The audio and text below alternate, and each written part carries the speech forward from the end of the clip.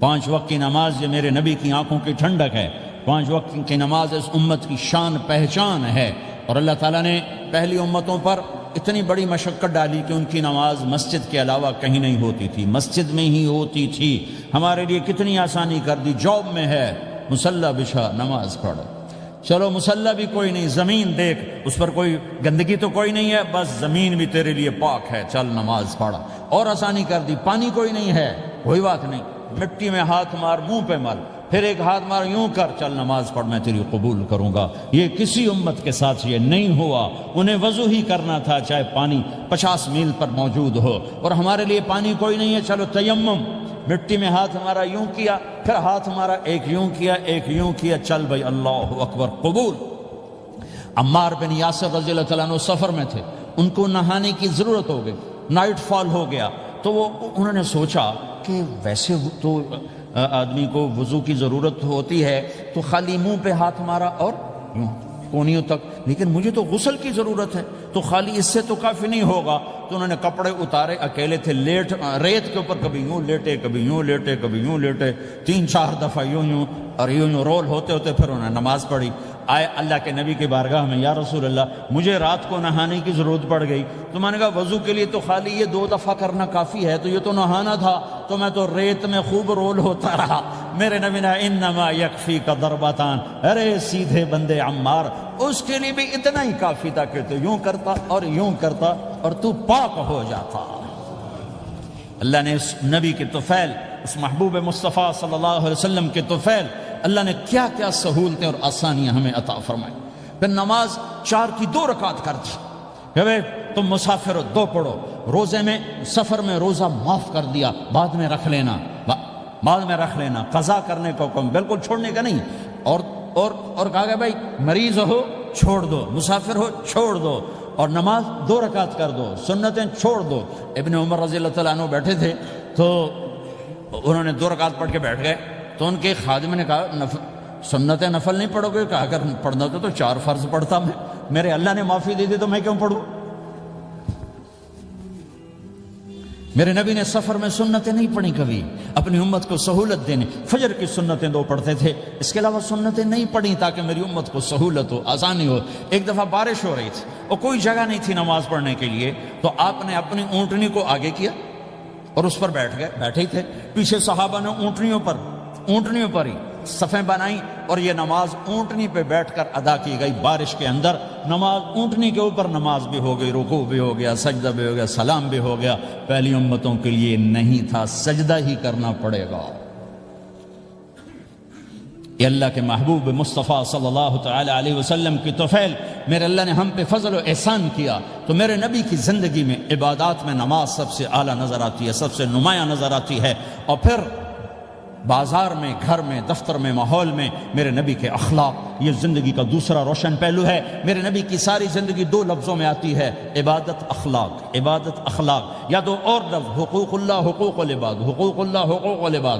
حقوق اللہ میں نماز سب سے اعلیٰ، اور حقوق العباد میں لوگوں کی برداشت کرنا، لوگوں سے درگزر کرنا، معاف کرنا، جھوٹ سے بچنا، دھوکے سے بچنا۔ میرے نبی سے پوچھا گیا، یا رسول اللہ مسلمان کنجوس ہو سکتا ہے؟ ہم نے کہا ہو سکتا ہے۔ یا رسول اللہ مسلمان کمزور ہو سکتا ہے، بزدل ہو سکتا ہے، ڈرپوک ہو سکتا ہے؟ آپ نے کہا ہو سکتا ہے۔ یا رسول اللہ مسلمان جھوٹ بول سکتا ہے؟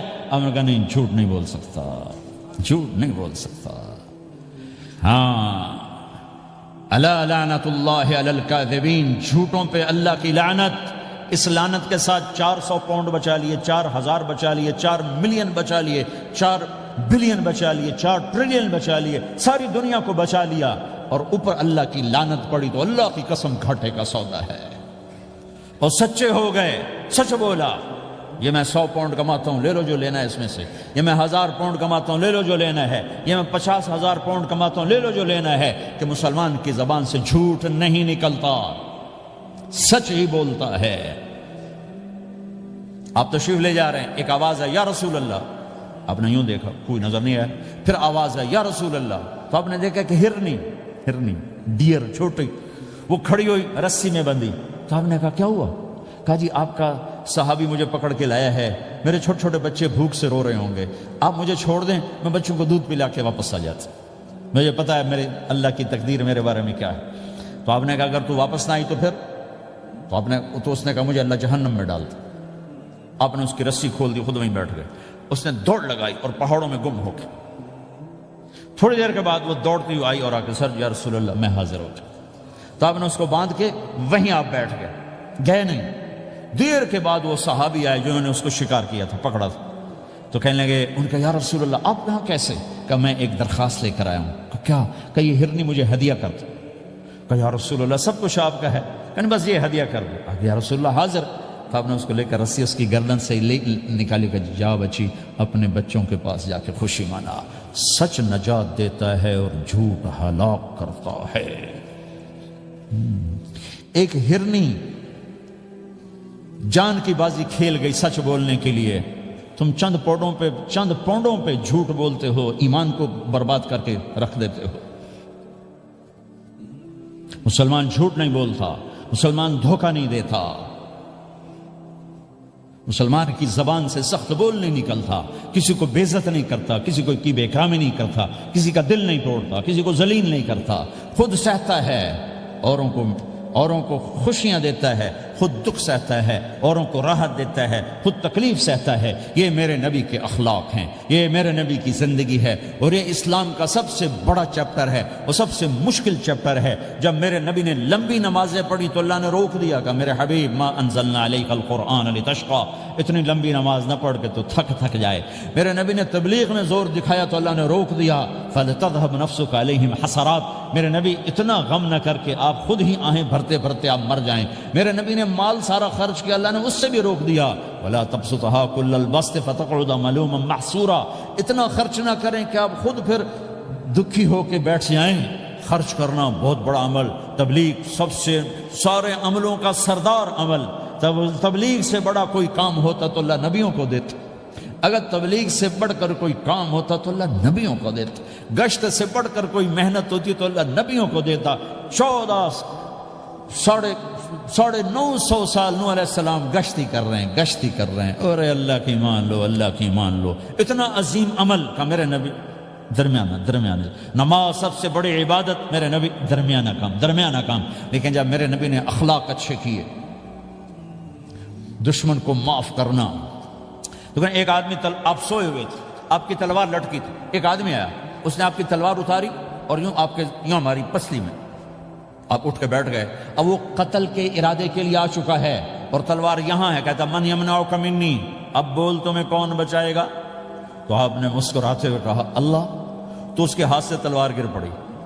تو آپ نے اٹھا لی, آپ نے یوں سیدھی کی, اب تو بچا, تجھے کون بچائے گا؟ وہ کہنے لگا مجھے تو ہی بچائے گا. وہ تو اللہ کو جانتا نہیں تھا. کہا بابا مجھے تو ہی بچائے گا. تو آپ کہتے ہیں اس کا سر اڑا دو, یہ نبی کو قتل کرنے آیا ہے. میرے نبی نے فرمایا کلمہ پڑھتے ہو؟ کہا نہیں پڑھتا. کہا جاؤ معاف کیا. یہ میرے نبی کے اخلاق ہیں. 20 سال جنہوں نے قتل کے منصوبے بنائے, مکہ والے. جب آپ مکہ میں فاتحانہ داخل ہوئے, ابو سفیان سب سے زیادہ آپ کو دکھ پہنچانے والوں میں پیش. تو آپ نے ابو سفیان کو عزت دی. جو ابو سفیان کے گھر میں داخل ہوگا اس کو کچھ نہیں کہا جائے گا.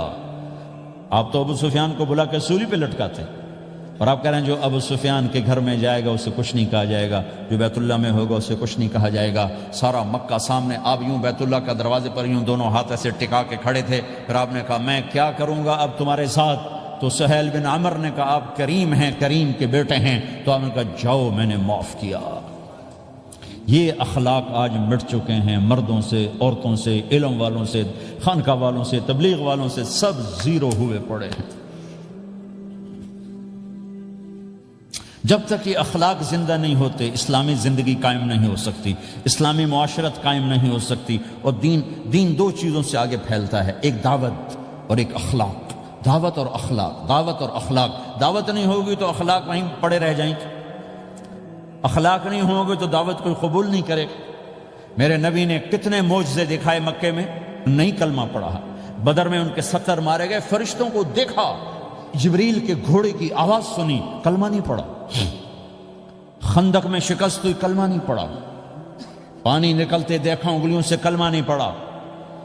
ایک بکرے کا ایک بازو پکایا, ایک بازو بکرے کا, ایک اگلا جو بازو ہوتا, اور 40 آدمیوں نے کھانا کھایا اور ایک بوٹی کم نہیں ہوئی. کلمہ نہیں پڑھا.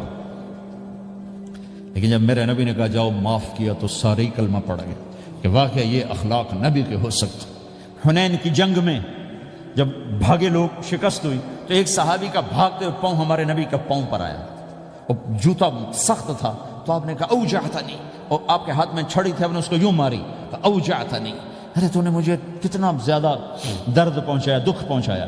وہ بیچارے پگھل کے رہ گئے اور پریشان ہو گئے، اور فرماتے ہیں سارا دن میں پریشان، ساری رات پریشان کہ اللہ کے نبی کو میں نے تکلیف پہنچائی، اب میرا کیا بنے گا۔ اگلا دن ہوا تو اعلان ہو رہا تھا بھائی جس کا پاؤں نبی کے پاؤں پہ آیا تھا اس کو اللہ کے نبی بلا رہے ہیں۔ تو صحابی کہنے لگے میں نے سمجھا بس اب میری تو دنیا بھی گئی اور آخرت بھی گئی، اب میرے اوپر کیس بنے گا اور مجھے ڈانٹ ڈپٹ بھی ہوگی، میرا کتنا بڑا گھاٹا نقصان ہوگا۔ یہ حاضر ہوئے ڈرتے ڈرتے، تو آپ نے فرمایا میرے بھائی کل میں نے تمہیں چھڑی ماری تھی، وہ مجھے معاف کر دینا، اور یہ 80 اونٹ تمہیں ہدیہ دیتا ہوں، 80 کیملز یعنی 80 پراڈو، 80 رینج روور کا یہ میری طرف سے تمہیں ہدیہ ہے۔ وہ حیران پریشان، یہ میرے نبی کے اخلاق ہیں، یہ میرے نبی کے اخلاق ہیں۔ کانٹے بچھانے والی نے 4 دن آنا چھوڑ دیا، بیمار ہو گئی تھی، تو ہم نے اب کیا بات ہے، وہ ہمارے راستے میں اب کانٹے کوئی نہیں ہیں، کہا یہ وہ بیمار پڑی ہے جو کانٹے بچھاتے تھے، تو آپ اس کے گھر چلے گئے، ماں جی خیریت تو ہے، اب ٹھیک تو ہیں، کہا بیٹا مجھے کلمہ پڑھا دے، بس تیرے اخلاق نے مجھے فتح کر لیا ہے۔ میرے بھائیوں یہ چیپٹر بھول چکے ہیں، بھول چکے ہیں، بھول چکے ہیں۔ جب تک یہ چیپٹر زندہ نہیں ہوگا زندگی اسلامی نہیں بنے گی، معاشرہ اسلامی نہیں بنے گا، اور آگے قوموں کے لیے اسلام کا دروازہ نہیں کھلے گا۔ ہمیں معاف کرنا آتا ہو، ہمیں گالی دینے والے کو دعا دینا آتا ہو، غیبت کرنے والے کی تعریف آتی ہو، اور غیبت کرنے سے، غیبت سننے سے اپنے آپ کو ایسے بچاؤ جیسے زہر سے بچا دو، اسے آگ سے بچاتے ہو۔ ایک دوسرے کو نفرت کا بول نہ بولو ورنہ ساری زندگی تباہ و برباد ہو جائے گی۔ میرے رب کی قسم، میرے نبی نے کہا ایک زبان کا بول انسان بولتا ہے اور جہنم کی گہرائیوں میں گر جاتا ہے، اور ایک زبان کا بول انسان بولتا ہے اور جنت کے درجات پر چڑھ جاتا ہے۔ یہ زبان بہت طاقتور چیز ہے، میں ہر بیان میں اس کو دہرا رہا ہوں کہ جتنا یہ عمل ختم ہو چکا ہے اتنا کوئی عمل بھی نہیں ختم ہوا ہے۔ اور ایک صحابی ہیں ابو دجانہ۔ کون ابو دجانہ؟ السابقون الاولون من المہاجرین والانصار، اس میں پہلی صف کے صحابہ۔ کون ابو دجانہ؟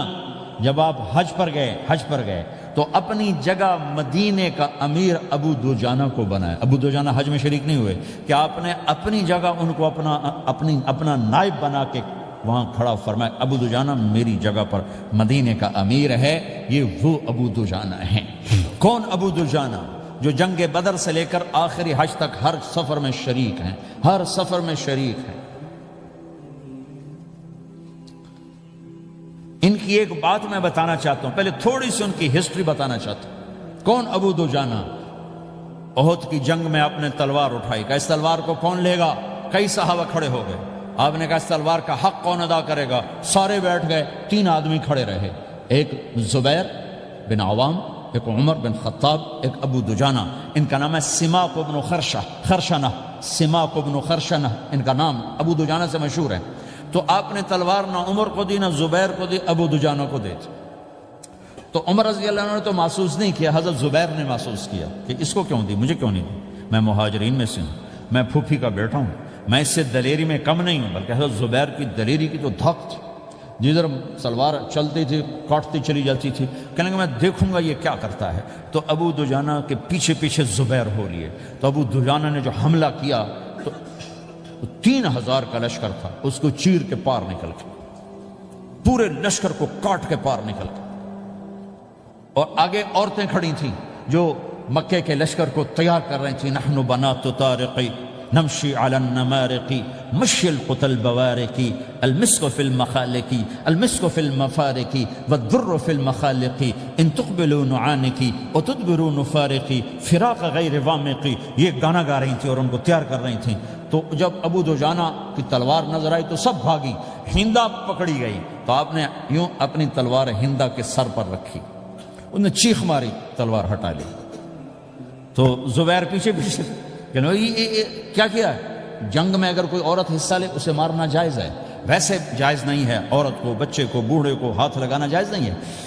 تو انہوں نے کہا تلوار کیوں نہیں چلائی؟ کہا میرے محبوب کی تلوار ہے، عورت کے خون سے رنگین کر کے اس کی شان نہیں گھٹانا چاہتا، یہ میرے نبی کی تلوار۔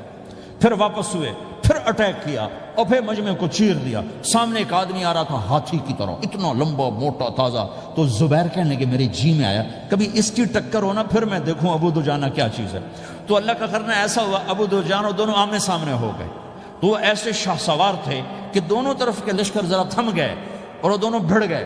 ابو دجانہ کے اپنے جوہر، اس پہلوان کے اپنے جوہر، غبار اٹھا، مٹی اٹھی، اور اس کی اپنی طاقت، ان کی اپنی طاقت، انہوں نے ابو دجانہ کو اس نے زخمی کر دیا۔ ابو دجانہ نے جو جوش میں آ کے ماری تلوار، اس کو لگی یہاں، تو اتنی طاقت سے لگی کہ اس کے نیچے اتر کر 2 ٹکڑوں میں تقسیم کر دی۔ یوں ماری تو ایک حصہ ادھر، ایک حصہ، پھر یوں دیکھا اور اپنے چہرے سے لوہے کی ٹوپی اتاری، اما ترا انا ابو دجانہ، کیا دیکھ رہے ہو؟ میں ہوں ابو دجانہ، تلوار صحیح لی ہے میں نے، غلط نہیں لی۔ یہ ابو دجانہ ہیں۔ اور جب شکست ہو گئی احد کی جنگ میں، اور پھر 10-12 آدمی نے آپ کو گھیرے میں لیا ہوا تھا، ان میں ایک ابو بکر تھے، عمر تھے، علی تھے، طلحہ تھے، زبیر تھے، سعد بن ابی وقاص تھے، اور سہل بن حنیف تھے، عبادہ قتادہ بن نعمان تھے، اور ابو دجانہ تھے رضی اللہ تعالی عنہم۔ ان میں سے ایک ابو دجانہ بھی تھے، اور یمامہ کی جنگ میں ابو دجانہ شہید ہوئے، یمامہ کی جنگ میں شہید ہوئے۔ یہ ابو دجانہ کی تھوڑی سی سیرت آپ کے سامنے آئی ہے۔ اس کے بعد اب آپ ان کے قول کو سنو تاکہ اس کا وزن آپ کے سامنے آئے۔ یہ بدر کے شریک ہیں، اللہ کے نبی نے کہا بدر کا صحابی جو مرضی کرے بخشا گیا۔ یہ صلح حدیبیہ کے شریک ہیں، اللہ نے قرآن میں کہا لقد رضی اللہ، میں ان سے راضی ہو گیا۔ یہ صحابی ہیں، اللہ نے کہا کلا وعد اللہ الحسنى، اے میرا نبی تیرے ہر صحابی کے لیے جنت کا وعدہ ہے۔ اور اب یہ کیا کہتے ہیں؟ یہ کیا کہتے ہیں لوگو؟ ان ارجع عملی عند، لوگو میرے پاس، ابو دجانہ میرے پاس بخشش کا سب سے بڑا عمل جانتے ہو کیا ہے؟ بدر نہیں، احد نہیں، حدیبیہ نہیں، خندق نہیں، خیبر نہیں، فتح مکہ نہیں، آخری حج نہیں۔ کیا ہے؟ کیا ہے؟ لوگو ان ارجع عملی عندی، میرے پاس آخرت میں بخشش کا سب سے بڑا عمل بس ایک ہے کہ ما آذیت احدا بلسانی، میں نے اپنی زبان سے کبھی کسی کو دکھ نہیں پہنچایا۔ ولا اجد فی قلبی غلا لاحد، اور میرے دل میں کسی کے لیے بغض کوئی نہیں ہے، بس یہ میری بخشش کا عمل ہے۔ تو بھائیو، نبی کے اخلاق میں 2 چیزیں لے لو، ایک زبان سے کسی کو دکھ نہ دو، ایک دل میں کسی کا بغض نہ رکھو۔ اللہ کی قسم بغیر حساب کتاب کے جنت میں جاؤ گے۔ بڑے بڑے جنید بغدادی اور بڑے بڑے معرفت والے تمہیں دیکھتے رہ جائیں گے، تمہاری رفتار اتنی تیز ہوگی کہ تمہیں وہی پکڑ سکے گا جس کا یہ 2 عمل تم سے زیادہ اچھا ہوگا۔ جس روڈ پہ رش ہوتا آپ وہاں سے گاڑی ہٹا لیتے ہو، ادھر نہیں جانا، ادھر رش ہے، وہ سائن وغیرہ آپ کو آ جاتے ہیں کہ بھائی ادھر بلاک ہے، ادھر نہیں جانا، ادھر جانا ہے۔ تو جہاں روڈ پہ رش ہوتا ہے تو قیمتی سے قیمتی گاڑی کی رفتار بھی آہستہ ہو جاتی ہے، اور جہاں روڈ خالی ہوتا ہے تو پرانی گاڑی بھی بھاگے جا رہی ہوتی۔ ہمارے یہاں پرانی گاڑی ہوتی ہے نا، پرانی بسوں کے پیچھے لکھا ہوتا ہے نہ انجن کی خوبی نہ ڈرائیور کا کمال، خدا کے سہارے چلی جا رہی ہے۔ اور جس کے پاس ایسی گاڑی ہو، نہ انجن کی خوبی نہ ڈرائیور کا کمال، تو اگر اس کو روڈ خالی مل جائے تو وہ تو مرسڈیز والے سے پہلے پہنچے گا، رینج روور والے سے پہلے پہنچے گا، بینٹلی والے سے پہلے پہنچے گا، رولز رائس والے سے پہلے پہنچے گا، جو وہ تو پھنسی کھڑی اور اس کا روڈ ہی خالی ہے۔ تو میرے بھائیو، یہ میں ایک مثال دیتا ہوں، عبادات کی روڈ پہ بہت رش ہے، نمازی بے شمار ہیں، روزے دار بے شمار ہیں، عمرے والے بے شمار ہیں، حج والے بے شمار ہیں، اور تہجد گزار بے شمار ہیں، علماء بے شمار ہیں، حافظ بے شمار ہیں، ذکر والے بے شمار ہیں، بہت رش ہے، تبلیغ والے بے شمار ہیں، لیکن جو اخلاق والا روڈ ہے نا، یہ خالی پڑا ہے۔ اس پہ موٹر زوکی پہ چڑھ کے آ جاؤ تو سب سے آگے نکل جاؤ، سائیکل پہ چڑھ کے آ جاؤ تو سب سے آگے نکل جاؤ، کہ روڈ ہی خالی ہے، اخلاق کا روڈ خالی ہے۔